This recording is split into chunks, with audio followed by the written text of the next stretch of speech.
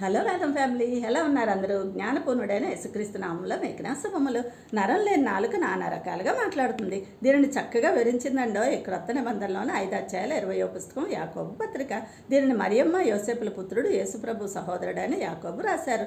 ఇది 40-45 ఏడీలో వ్రాయబడిందని క్రొత్త నిబంధనలోని ప్రథమ రచనల్లో ఒకటని భావిస్తారు. దీనిని క్రొత్త నిబంధన సామెతల గ్రంథం అని అంటారు. ఈ గ్రంథాన్ని యేసయ్య కొండ మీద ప్రసంగానికి కామెంటరీ అనవచ్చు. ఈ పత్రికను అర్థం చేసుకున్నట్టు సులభం, అన్వయించుకున్నట్టు కష్టం.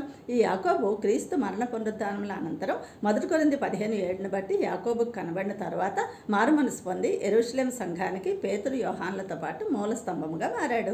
ఇతరుని న్యాయవంతుడైన యాకోబు అని, మోకాళ్ళ ప్రార్థనను బట్టి ఒంట మోకాళ్ళ వ్యక్తి అని అనేవారట. చివరికి రాళ్లతో కొట్టబడి క్రీస్తుకు హతసాక్షిగా మారాడు. ఈ పత్రికను అన్యజనులలో చెదిరిపోయిన యూద క్రైస్తవులకు రాశాడు. ప్రధాన ఉద్దేశం సంక్షిప్తంగా చెప్పాలంటే క్రైస్తవ విశ్వాసాన్ని దైనందిన జీవితంలో ఎలా అన్వయించుకోవాలో నేర్పే ప్రయోగాత్మక మార్గదర్శిని ఇది.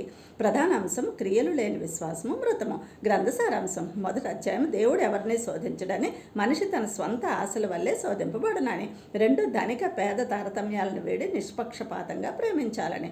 3 నాలుకను అదుపులో ఉంచుకోమని, మన మాటల విషయంలో జాగ్రత్తగా ఉండాలని. 4 లోక స్నేహం విడవమని, వినయంతో దేవునికి లోబడి అపవాదిని ఎదిరించమని. 5 కష్టాలలో ఓర్పుతో ప్రార్థించమని, విశ్వాసంతో ప్రార్థిస్తే స్వస్థత కలుగుతుందని. మీకు తెలుసా, డాక్టర్ ట్రీట్స్, గాడ్ హీల్స్. ముఖ్య వచనాలు 1:13 దేవుడు ఎవరిని శోధించుడు, పరిశోధిస్తాడు. 1:27 ఇహలోక మాలిన్యము తనకు అంటకుండా తను తాను కాపాడుకొనవలను. 3:8 ఏ నరుడును నాలుకను సాధు చేయనేరడు. నేస్తమా, ఈ లోక స్నేహం దేవునితో వైరమని గుర్తిస్తున్నావా? క్రీస్తుకు స్నేహితునిగా మారతావు. నేటి ప్రశ్న, నీతిమంతుని విజ్ఞాపన మనఃపూర్వకమైనదే, బహుబలం కలదై ఉండును. Reference please. Thank you. God bless you all.